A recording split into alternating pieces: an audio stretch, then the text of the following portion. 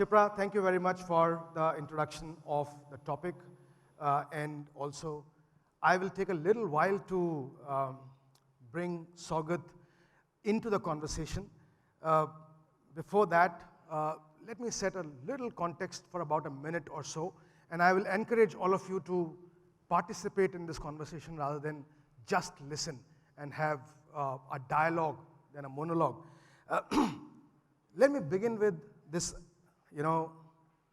playing a devil's advocate role here, that digital transformation is CEO's job.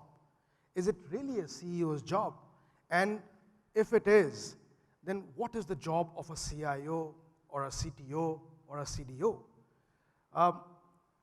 In my limited understanding, while working with all of these great personas, while it is true that everyone has a role to play in the build-up or to sustain the digital transformation, however, it is only a CEO who can make the fundamental changes required for a successful digital transformation. Now, with that as a premise, I again welcome my guest, Sougat Chatterjee, who is the Executive Director and CEO of Abhay Health. Now, what is Abhay Health? Is a multifaceted healthcare business conglomerate with diverse interests in a wide range of innovative products and technology-enabled services. It offers a diverse range of product and services through end-to-end manufacturing capabilities and a distribution network spread across the country. I hope I described the organization perfectly. Sure you have. Great. So my first question to you, sir, is how do you stay abreast with emerging technologies, and what criteria do you use to evaluate their potential impact on the business? Can you provide us some examples of successful implementation of new age technologies in Abhay Health? Sure. So Rahul, first of all, before coming to answer, a very warm welcome to all of you all, and thank you for having us here. Indeed, this inaugural session is a great platform, and I'm particularly intrigued by the word business transformation, which you use in the theme. I'll pick up a line or two when Arun was speaking today morning. When he spoke about dinosaurs, it's a great relevance to give, but at the same point of time, the biggest movies which we have seen happening so far are when we have brought the dinosaurs back alive. Yeah. Right? So that's a good part of the story, so which means it doesn't die out. Two, once again syncing to what Arun said and what you asked at the same point of time. In today's date, technology, and particularly when you say is CIO or a CTO or designation or individual, I feel it's not the same anymore.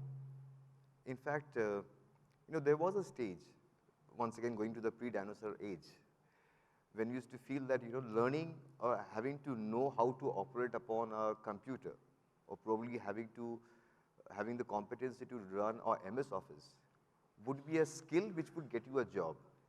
Absolutely. Right? But the time has changed now. Now, that's something which you don't even talk about. Right? So, technology itself is a matter where anybody and everybody in the organization has to have the understanding of it. It's not restrained to only one single individual. And that brings me to this point, Rahul, when you ask from a CEO's perspective. Technology build-up is one part of the story, but effectively executing it is another part of the story. Yeah. And when we talk of execution, it's not the CTO or the CIO alone who's responsible for it. There are multiple stakeholders, right down to the guy who is probably just an intern who has joined into the organization a month ago, right? And what the CEO thinks would be good in terms of the future lineup, how the organization is going to transcend and transform. The same applies with everybody's unified thought, right? And without understanding the technology parameter, this dimension just cannot open up in the way it is supposed to be. Otherwise, just like the way we are having today, we will keep having bottlenecks time and again. Because when it comes to execution, there is a internal committee, there's a CEO, there's a company's internal IT, there's an external IT, there's a service provider, there's a cloud providing services, there's a technology enabler service, Yep. then there's an agency, then there's a person who is going to find out the gaps, and the worst of it all, you know, we all have been blessed with very smart guys in all our systems, you know. And the smart guys, they often come up with very smart hacks, right? So the hacks are good when it comes to a short-term cure. But when you are building a platform which is for a long-term deliverable, then, you know, those things are the parameters which probably, you know, we as organization heads probably, we would need to look into it more differentially. So giving you an example or two, so for example, Abhay Health. So Abhay Health, as we spoke of, is not just a health platform. For ages, almost for about now 6-7 years, we have seen a plethora of digi health platforms coming up in the industry. Absolutely. Where we see everybody trying to collate data. Somebody speaks about mental health, somebody speaks about you know, preventive health, somebody speaks about the, I would say, the lifestyle disorder corrections, right? And everybody is accumulating data. But then the datas are only getting you this much, which is only informative. There is nothing curative, right? So I can have a system which can pick up your body's syndromes, you can pick up your functionalities, and I can tell you that do this, and you will be good. But as an individual, as a consumer, whether I'm doing it or not doing it, is something which is not being measured there across. So what we are doing here is that we are building up a platform, and where in particularly technology along with the government's initiative of the digital health mission, we are building up a platform where not only we will do predictive, we will do preventive, and we will do curative as well. So we are supplying, we are coming up, we have launched 5 of them, we are coming up with another about some 100 odd variants, which will be home-based test kits. So you diagnose, and you keep diagnosing, because only predictive is not going to help you that much, because the AI has to be merged with the reality at the same point of time. And then after that, you get into a curative platform. So that's one part of the story. And here, working with, in my previous stint, I would tell you, well, I was working as, with Apollo, right? So in an organization like Apollo, we had 8 different platforms. From a technology perspective, to merge 8 different platforms into one was a humongous challenge. Absolutely. So one learning which I took up from there, and which I was building in right from day one, is that how to ensure that we have a unified, flexible platform where anybody can be integrated without much of a hassle. So if that answers your question. I pause you here, and I, with some human intelligence, I would say he's a very smart CEO, and bursts the myth that CEOs know little about technology. Am I right? Right or wrong? Okay, so am I allowed to improvise on the questions? Sure, please. Because I get some inputs from your answer. 2 very quick things. You know, you have given me to understand that everyone in the value chain plays a role in implementing and executing technology and the platforms that you spoke about. Right. However, the CIO has a stature, the CTO has a stature in the organization. So first question is, what do you expect the CIO or CTO to do in an organization? 2, what is the perspective of a CEO from data point of view? What do you expect your data to do to you? So, and that's, you know, when you bring in a new CEO, CTO or a CIO into the organization, one of the key things which happens is that end of the day we are humans, and we learn through our experiences, right? So there are things which the CTO has in the past done right and got some good results. There are things which he probably would have faced challenges, which to him would be, you know, steps not to be treaded, right? But at the same point of time, the business delivery for every organization, including ours, I would say, is very different, right? So the first job which I would expect from a CTO or a CIO to do is to probably spend some time and understand the organizational consumer need or the customer need, right from the grassroots perspective. probably by spending in the first 3 months more time with my frontline guys, with my sales team, with my delivery guys, and to figure out what is the whole expectancy all about. Because what we build internally, it has a reason to be built, right? It has to go and meet at some point of time with somebody who is the end user of it. So if that person finds it challenging to what we have done so far, so the things won't get married well. So that's the first expectation.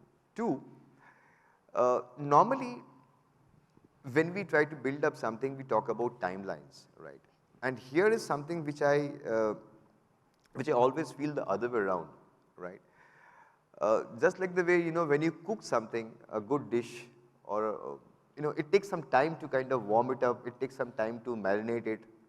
So if you don't do it right, probably the output of the dish will not be equally as tasty as you're expecting it to be. Same applies when you walk around in the format of building up a technology platform, and the CTO has to be given that space and that understanding to walk around that, and not given a directive by which it's like to be like, you have just probably X number of hours to deliver the output. So that's the other thing which I wanted to add on to that. And coming to your other point, from the base objective of a CTO or a CIO, one of the key things which data which is generated from it, and most of the times, even when probably we are not doing anything, we are just moving from a place X to a place Y to do a X job and a place Y. We actually, at every point of time, we are gathering data, right? The objective is not to figure out how much data can we gather. The objective is to figure out, with whatever data you have, what all information can be degenerated out of it and given to whichsoever vertical it needs to be given. Quite frankly, we often consider data to be our gold mine and we sit on top of it, right, in a vault, which is true, which is important from the privacy and the security factors. But then the efficacy of the data, that can be transcended into multiple ways, and not only it has to impact sales alone, it can impact sales, finance, production, packaging, n number of sections altogether, both from the organizational and the organizational external partners. So data as a policy, I would say, should have a system where the CTO can walk upon that data, create the meaningful outputs of the data which is coming across to it, keep building it and improvising of time to time by the method of permutation and combination, and feed it to the respective systems with the inputs which he is receiving. I think that's the key role which data should play, irrespective of whether asked or not being asked. Great. So what, if I have to summarize your answer, the two parts of my question that I asked. The first part, you said that the CIO or the CTO should be well aware about the fact whom are you building the, whom are you providing the services? Whom it's impacting. Whom is it impacting? And then, build technology platform Correct. which is more commensurate to that, and also that you have to provide some time and space to the CTOs and CIOs, not close them that this is the deadline you have to deliver, because the result will be disastrous, maybe disastrous. Second is, objective is not to accumulate more data, but to have qualitative data which can support in business decision making. Correct. Am I right? Absolutely. Okay, so establish the fact that data strategy is extremely important for an organization. Now, coming on to the latest aspect of how data marries with the technology of today, which is AI, how in Abhay Health, or as a CEO of a progressive organization, are you looking at these two coming together and producing some really nice and meaningful results for your customers? So, I heard about this terminology sometime back from an individual, and I kind of picked it up. So he used a nice term for AI. So instead of calling it artificial intelligence, he called it awesome intelligence, right? Okay. And the moment we talk about AI, we tend to kind of maneuver around the virtual part of it, right? And when we talk about the virtual part of it kind of get links up with what is pre-existing, right? Now, for any organization, the marriage of a AI with the organization's existing system has to be done in line with, once again I would say, not what the organizational intents particularly are, but from where your revenue streams are impacting. So when I say revenue streams, I'm talking about the customer and the consumer once again. Whether your AI-enabled systems is doing any value addition or any good right down to the consumer whom you are supplying it for. I'll quote an example here beyond my organization, Mahindra Holidays, for example, right? And I have been with them known them actually for quite some time. So we were discussing some point of time back. So they sell holiday packages, Yes. right? Now Club Mahindra and its holiday packages, the moment any one of us probably would have got a call across in our life trying to sell across memberships, red, blue, green, yellow. Out of 10 calls, probably half calls would have passed through. The other 9.5 calls we would have said that, please don't disturb us now, right? But at the same point of time, we all, as individuals, we have our aspirations to kind of spend some time alone, along with the family. We have a particular visualization of the place where we want to stay, the room and everything. Now imagine you get those inputs pre-hand before.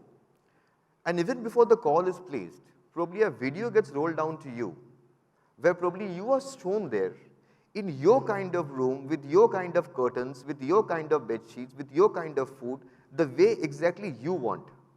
And then the question is asked, if you want to be here, give us a call back.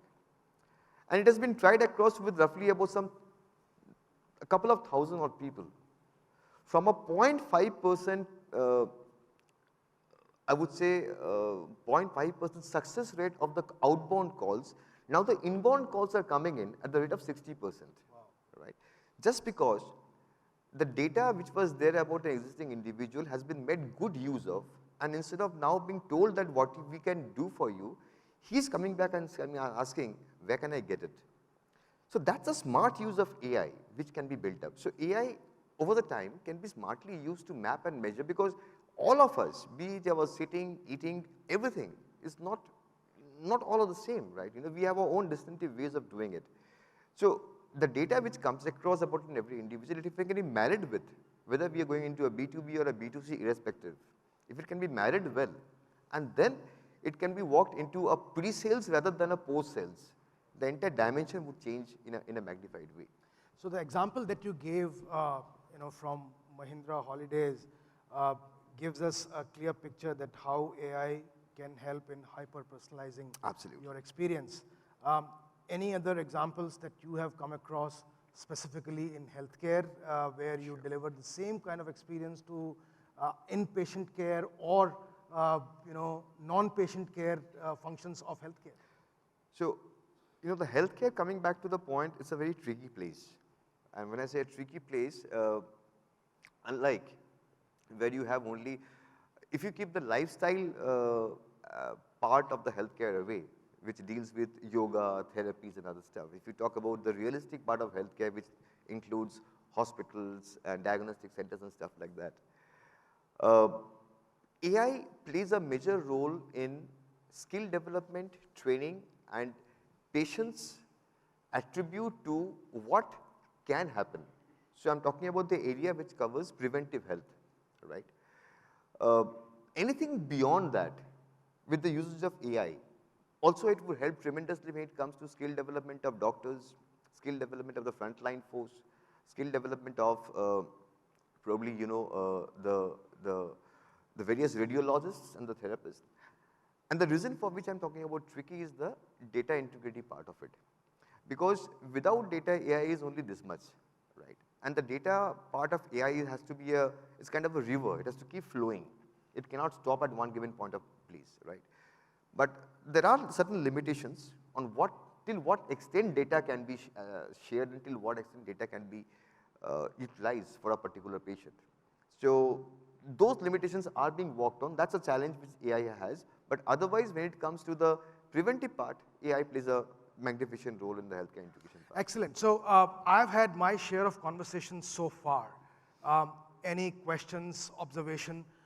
Can we please have some mics here? We have some interaction coming in.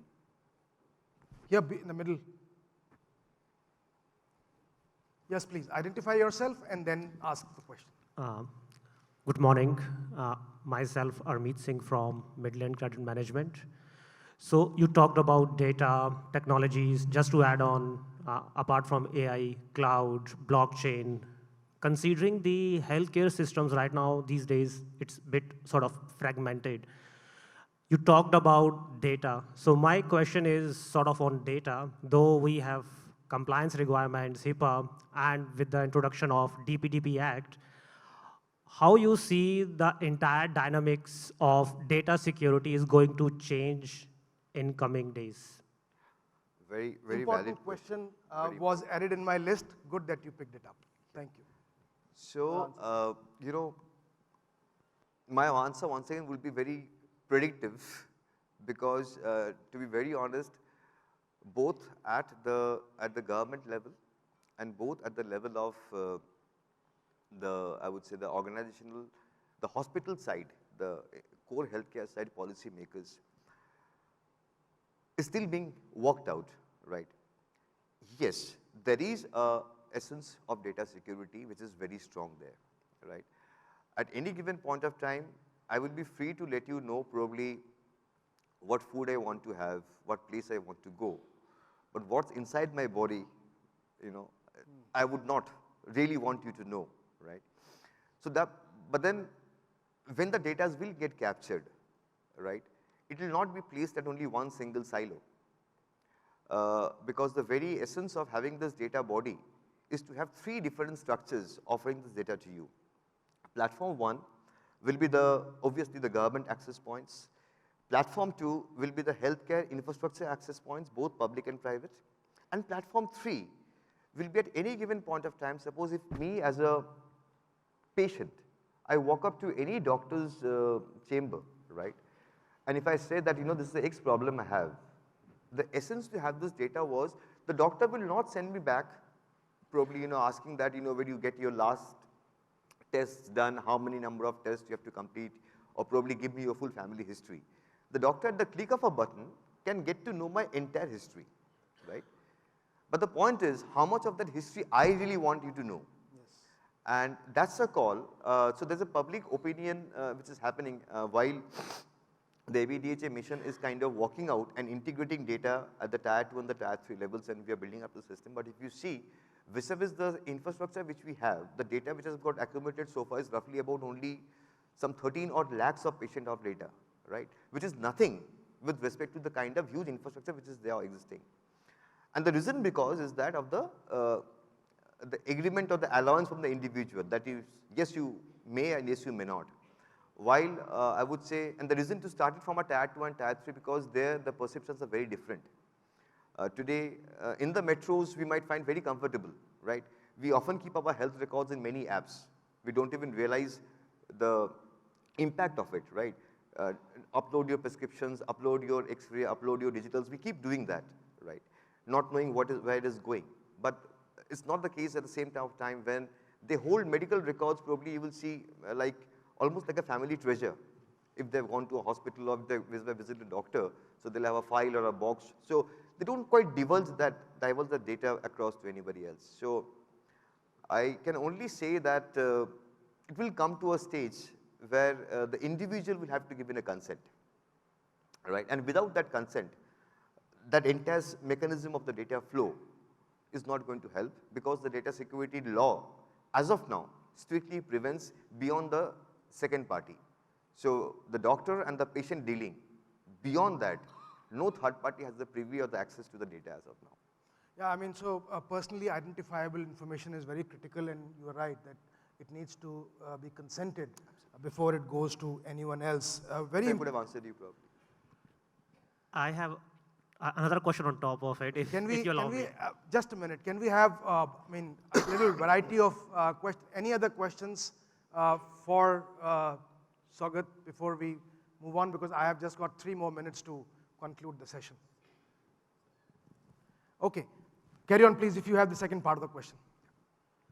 So that's good that DP Act is going to embed in the system. So my question was on that though I'm giving the consent, take an example, I'm a patient and I'm giving the consent, but take an example of the small hospital chains or clinics, how it will ensure that my data, even after giving the consent, is safe and secure. That is the challenge I'm. So it's kind of, the way it is being worked out, it's getting worked out as a DigiLocker system, right? And everybody will get an access code, and then just like the way probably the access which is given to any, for example, you get an OTP upon your phone, right? So that's how when the transaction is going to happen. So at any given point of time, there will be 3 parallel approvals given. 1 from the data custodian, 2 from the person who's asking for the data, and 3 for the person whose data it is, right? And that's not easy. It's quite complex, quite complex. So that's what is getting worked upon. Thank you. Thank you very much. One last question from me before we end, because just under 2 minutes. Yeah. So going forward, what's your prediction about some frontier technologies that will become very critical for any enterprise, including the healthcare? I mean, the only thing which is going to become the most critical thing beyond this is security part. Okay. And that's going to, see, in terms of, in healthcare, technology can dwell with respect to being informative, being preventive, being operational in terms of skill developments part, adding more value to the doctor's existing ecosystem, expanding the breadth of probably the generic awareness of a doctor in terms of generic medication is concerned, expanding new age transformations in terms of various kind of operatives and drugs and molecule structure, all that is great. But with all of that, once again the impact, it's for that patient, right? And when it comes to that patient, that learning of, even if you do a surgery, probably today a robotic surgery, but then robotics is only extended to probably a few dimensions, right? Beyond that, it has limitations. But whatever you do, at every given point of time, there's a lot of information which needs to be restricted and contained in a very strong way. And a misuse of this, today, as a country, we are probably we consider ourselves the youth country, right? Almost close to 55 odd population of ours will be in youth. Yep. Another 7 years from now, we are going to become an old country. Yeah. Where there will be 65% of our population who will be beyond 60, right? And all the youngsters, we're going to fend for the expenses for the healthcare. So that's how you see probably, remote patient management, stuff like elderly care is kind of emerging right now. So when it comes to that stage, right, a lot of it has to be security and data driven, right? So therefore, I think security and skill enhancement are the future 2 single most domains where technology and where this future would lie up. Excellent. So a message is that organizations will have to be security and data driven.